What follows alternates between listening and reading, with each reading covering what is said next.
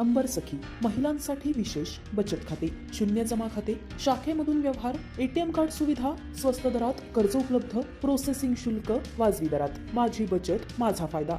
अंबरनाथ जय Hind cooperative bank, आपुलकीने वागणारी माणसं. 2022 ते 2047 हा कालावधी भारत सरकारने शिक्षणासाठी अमृतकाल म्हणून जाहीर केला आहे. म्हणून ब्ल्यूप्रिंटवर नव्या भारताची उभारणी करण्याकरता उच्च शिक्षण हे अमृतकालचे उद्दिष्ट आहे. ही संकल्पना साकारण्यासाठी भारतीय विद्यापीठ संघाच्या वतीने सोमय्या विद्याविहार विद्यापीठाची निवड करण्यात आली आहे. देशाच्या शिक्षण क्षेत्रासाठी अतिशय महत्त्वपूर्ण कुलगुरूंची बैठक 19 आणि 20 डिसेंबर रोजी सोमय्या विद्याविहार विद्यापीठात आयोजित करण्यात आली आहे. ही बैठक देशात शिक्षण क्षेत्रात क्रांतिकारक ठरणार असून या बैठकीची रूपरेषा कशी असेल हे सांगण्यासाठी विद्यापीठाचे प्रोफेसर आणि AIU संस्थेचे पदाधिकारी यांच्या वतीने मुंबईतील ग्रँड हायत हॉटेलमध्ये पत्रकार परिषद घेण्यात आली. या पत्रकार परिषदेत भविष्यात कामाचे स्वरूप आणि तांत्रिक कौशल्य विकास यावर आधारित बैठक असेल. तसेच या 2 दिवसीय बैठकीला राजस्थान, गोवा, गुजरात आणि महाराष्ट्रातील सुमारे 130 कुलगुरू प्रत्यक्ष उपस्थित असणार आहेत. तर 100 कुलगुरू व्हर्च्युअल माध्यमातून उपस्थित राहून मार्गदर्शन करणार असल्याची माहिती AIU महासचिव श्रीमती पंकज मित्तल यांनी दिली आहे. देखो, आप जो लोग जानते हैं कि इंडिया अब अपना अमृत महोत्सव मना रहा है, अमृतकाल जिसको हम बोलते हैं, कि 2047 में हमारे देश के आज़ादी के 100 साल पूरे हो जाएंगे. तो ये जो 75 साल से 100 साल का जो पीरियड है, 25 साल, ये बहुत इम्पॉर्टेंट है. और हमारे देश को इसमें इतनी ज़्यादा तरक्की करनी है कि हमारा देश विश्व गुरु बने. ये हमारी कल्पना है, हमारी सरकार की कल्पना है, हमारे प्रधानमंत्री जी की कल्पना है. तो इसमें हर सेक्टर को आगे बढ़ना पड़ेगा. खाली इकोनॉमिक सेक्टर या मैन्युफैक्चरिंग सेक्टर इसको आगे बढ़ाने से नहीं होगा. हर सेक्टर को आगे बढ़ना पड़ेगा और उसी में हायर एजुकेशन सेक्टर भी है जिसको आगे बढ़ना पड़ेगा. इसी को ध्यान में रखते हुए हमने जो इस साल की कॉन्फ्रेंस का थीम रखा, क्योंकि अमृतकाल में हम ये काम कर रहे हैं, तो हमने अपना थीम रखा हायर एजुकेशन एट 2047 कि हायर एजुकेशन का क्या स्वरूप होगा आज से 25 साल बाद, मतलब 2047 में हायर एजुकेशन का क्या स्वरूप होगा, किस तरह की यूनिवर्सिटीज़ होंगी, क्या क्या चैलेंजेस होंगे, हमें क्या क्या इस समय से शुरू करना है जिससे कि हम 2047 में एक विश्वगुरु बन पाएँ. एक अच्छा हायर एजुकेशन सिस्टम जो कि इंडिया को हम कहते हैं कि एक affordable destination for higher education for the entire world, पूरी दुनिया के लिए ऐसा डेस्टिनेशन जो कि एक अफोर्डेबल हो वो बने. उसके लिए हम चाहते हैं, मतलब हमारा देश चाहता है कि ऐसा बने. इसीलिए हमने ये थीम रखा है. और इस 5 जो सब कॉन्फ्रेंसेस हैं जिसको हम जोनल कॉन्फ्रेंसेस कहते हैं, उन 5 में इस हायर एजुकेशन 2047 के जो सब थीम्स हैं, एक है कि कैसे डिजिटाइजेशन कैसे होगा, कैसे टेक्नोलॉजी का उसके हायर एजुकेशन के ऊपर क्या इम्पैक्ट होगा. दूसरा थीम था कि हम Indian knowledge system, again Indian knowledge system को हम सब लोग भूल गए हैं, पर इंडियन नॉलेज सिस्टम से बहुत सारी हमारे रिसर्चेस, बहुत सारा कुछ निकल के आ रहा है जो मॉडर्न एजुकेशन में भी काफ़ी रेलेवेंट है. फिर रिसर्च में कैसे हमें आगे बढ़ना है, या जो ये वाला है कि future of work end skill education. तो फ्यूचर ऑफ वर्क तो बिल्कुल बदलने वाला है. जो आज की डेट में जो हम सीख रहे हैं, स्किल्स बच्चों को सिखा रहे हैं, वो आने वाले समय में शायद यूज़ नहीं हो, क्योंकि जैसा आज किसी ने पूछा आर्टिफिशियल इंटेलिजेंस का, तो बहुत सारी ऐसी स्किल्स हैं जो काम आर्टिफिशियल इंटेलिजेंस ही टेक ओवर कर लेगा. तो किस तरह की स्किल्स बच्चों को सिखाई जाएँ कि वो हमेशा के लिए फ्यूचर रेडी रहे, फ्यूचर वर्क रेडी रहे. इसके ऊपर काम करेंगे, स्किलिंग के ऊपर काम करेंगे, NEP कैसे इंप्लीमेंट हुआ उसके ऊपर काम करेंगे. और एक कॉन्फ्रेंस हमारी जो 5 कॉन्फ्रेंसेस में एक काठमांडू यूनिवर्सिटी भी होगी, क्योंकि काठमांडू यूनिवर्सिटी भी हमारी एक मेंबर यूनिवर्सिटी है. वहाँ हम इंटरनेशनलाइजेशन की बात करेंगे कि इंटरनेशनलाइजेशन ऑफ हायर एजुकेशन कैसे करना है, कैसे ज़्यादा से ज़्यादा कोलैबोरेशंस करने हैं, कैसे को लर्निंग स्पेसेस क्रिएट करने हैं इंडिया और फॉरेन यूनिवर्सिटीज़ के साथ, किस तरह से ड्यूअल डिग्रीज़ की जाए, जॉइंट डिग्रीज़ की जाए, ट्विनिंग प्रोग्राम्स किया जाए, सेमेस्टर एक्सचेंज किया जाए, स्टूडेंट एक्सचेंज किया जाए, फैकल्टी एक्सचेंज किया जाए, रिसर्च पार्टनरशिप्स की जाए. तो इन सब पे वहाँ पे डिस्कस होगा.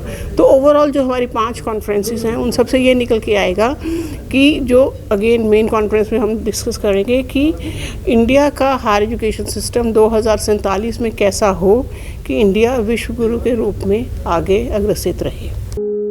या बैठकीला भारतातील विद्यापीठांचे कुलगुरू, भारत सरकारच्या मंत्रालयातील अधिकारी, AICTE, NAC, ICAR इत्यादी संस्थांमधील अधिकारी आणि अनेक शिक्षणतज्ज्ञ वक्ते सेशन चेअर म्हणून उपस्थित राहणार आहेत.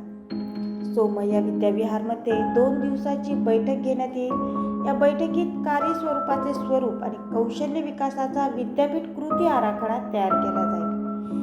हा आराखडा उच्च शिक्षण संस्थांसाठी मार्गदर्शक ठरेल, अशी प्रतिक्रिया कुलगुरू राजशेखरन पिल्लई यांनी दिली. या पत्रकार परिषदेत AIU महासचिव श्रीमती पंकज मित्तल, मेघालय UACTMचे कुलगुरू प्राध्यापक GD शर्मा, सोमय्या विद्याविहार प्रोफेसर नंदकुमार गिलके, सोमय्या विद्याविहार विद्यापीठाचे कुलगुरू राजशेखरन पिल्लई उपस्थित होते. Actually, Somaiya Vidyavihar University is the most suitable university for our organizing a conference with this theme. We have been interacting with industries. We have been interacting with workplaces for the last several years, even before we became a university. So this particular theme we have selected just looking at the industrial scenario of Mumbai. Large number of small scale, medium scale and big industries are there in Mumbai. And it is very important that our students from different faculties, engineering, management, design, sciences, then humanities and social sciences, economics, they should come to know about the opportunities of the workplace, industrial workplace in Mumbai and the Western Belt. Maharashtra and Gujarat are the two different states where there are lots of industries. So now with the new education policy, there is possibility of effective collaboration between the industry and the university. And therefore, Somaiya Vidyavihar University thought that we should select this theme and then try to have excellent collaboration, effective collaboration with the industries, civil society organizations and the government in a significant way. That is the purpose.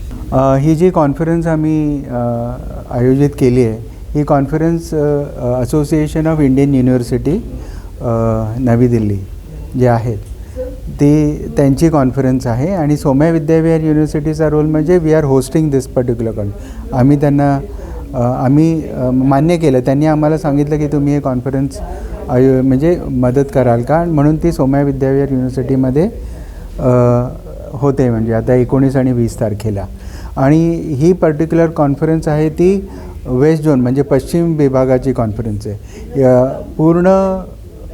पूर्ण वर्षात म्हणजे आता 23-24मध्ये usually 5 conference होतात, म्हणजे south west, east west, south, north आणि central. तर त्याच्यापैकी ती साऊथची कॉन्फरन्स झाली ऑक्टोबरमध्ये, आणि आता जी वेस्ट झोनची ईस्ट झोनची कॉन्फरन्स आहे ती गुवाहाटीमध्ये झाली. आता वेस्ट झोनची कॉन्फरन्स आहे ती आता मुंबईमध्ये आहे. आणि मग त्यांची सेंट्रल आणि नॉर्थ कॉन्फरन्स पण आहे. तर ती दरवर्षी हे होते. आणि याचं आयोजन म्हणजे आता ही जी कॉन्फरन्स आहे ती वेस्ट झोनची पश्चिम विभागाची, त्याच्यात 4 स्टेट्स आहेत, म्हणजे गुजरात, महाराष्ट्र, राजस्थान आणि गोवा. आणि जवळजवळ 200च्या वर युनिव्हर्सिटीज ज्या आहेत, प्रायव्हेट आहेत, सेंट्रल गव्हर्नमेंटच्या आहेत, स्टेट गव्हर्नमेंटच्या आहेत, त्या सगळ्या युनिव्हर्सिटीचे असे मिळून 200च्या वर व्हाईस चान्सलरला इन्व्हाइट पाठवले होते. त्याच्यापैकी जवळजवळ अराऊंड 80 ते 90 व्हाईस चान्सलर ही मीट अटेंड करतील. आणि काही लोक फिजिकली येणार आहेत आणि काही लोक ऑनलाईन पण अटेंड करणार आहेत. तर माझ्या हिशोबाने जवळजवळ 150 व्हाईस चान्सलर्स या कॉन्फरन्समध्ये भाग घेतात. आता ही कॉन्फरन्स आणि चं मेन थीम आहे वर्क आणि स्किल. तर बेसिकली आपल्याला वर्क आणि स्किल या 2 गोष्टी अभ्यासक्रमात आणि उच्च शिक्षणात आपल्याला हे करायचं आहे, म्हणजे इंट्रोड्यूस करायचं आहे. तर त्याचे वेगवेगळ्या युनिव्हर्सिटीमध्ये काय प्रयत्न आपण करू शकतो आणि आपल्याला जे वर्कफोर्स तयार करायचे विद्यार्थ्यांचं आहे. म्हणजे बऱ्याच वेळेला इंडस्ट्रीमधून पण आपल्याला सांगतात की तुम्ही शिक्षण आहे, डिग्री आहे, पण त्या विद्यार्थ्यांना अनुभव नाही आहे, त्याच्यामुळे त्यांना बराच वेळ त्यांना प्रशिक्षण देण्यात जातो. तर त्या दृष्टीने ऑलरेडी NEP सेंट्रल गव्हर्नमेंटने जे NEP 2020 हे केलं, हे बेसिकली स्किल डेव्हलपमेंट एज्युकेशनच्या हिशोबात आहे. आणि ते आपण एज्युकेशन नुसतं की पुस्तकी ज्ञान न देता त्यांना अनुभवाच्या दृष्टीने कसं काय करेल ते जास्तीत जास्त कार्यशाळा, प्रयोगशाळा आणि काय म्हणतात त्यांना कोलॅबरेटिव्ह एज्युकेशन या सगळ्या वेगवेगळ्या टेक्निक्स जर विद्यार्थ्यांना आपण इंट्रोड्यूस केल्या तर त्याच्यामुळे विद्यार्थी तयार होतील, त्यांनाही अनुभव मिळेल आणि एकंदरीत या राष्ट्राची मला वाटतं जास्तीत जास्त उन्नती होईल. आपण प्रयत्न करणारच आहोत.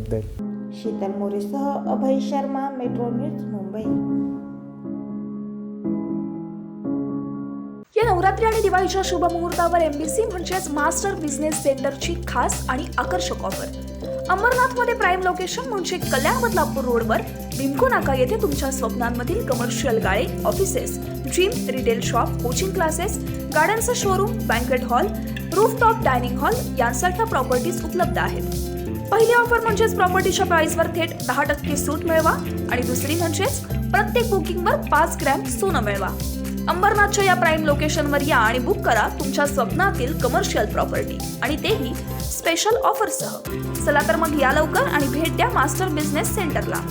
आमचा पत्ता आहे RS enterprises, next to Star Big Cinema, Bhimco Naka, Ambernath west, Thane, Maharashtra. Contact number 9021506943.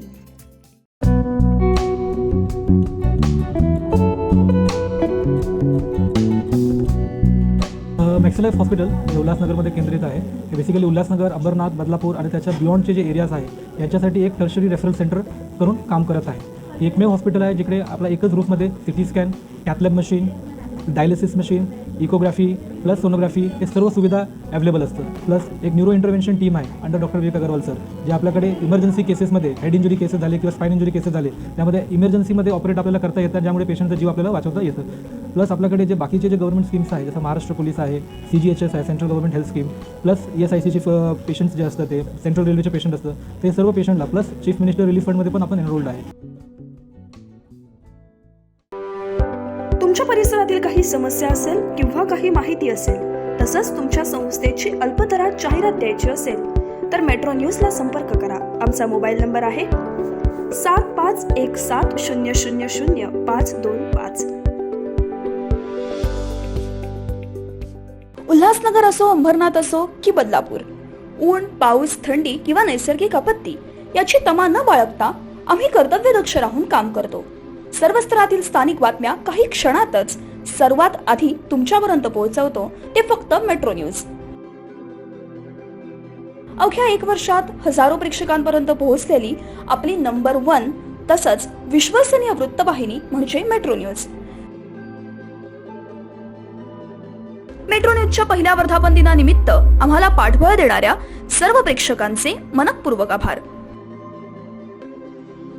आपल्या परिसरातील ताज्या घडामोडी आणि बातम्या पाहण्यासाठी आपल्या हक्काच्या असलेल्या वृत्तवाहिनी मेट्रो न्यूजला सबस्क्राईब करा. तसंच लाईक आणि शेअर करायला विसरू नका.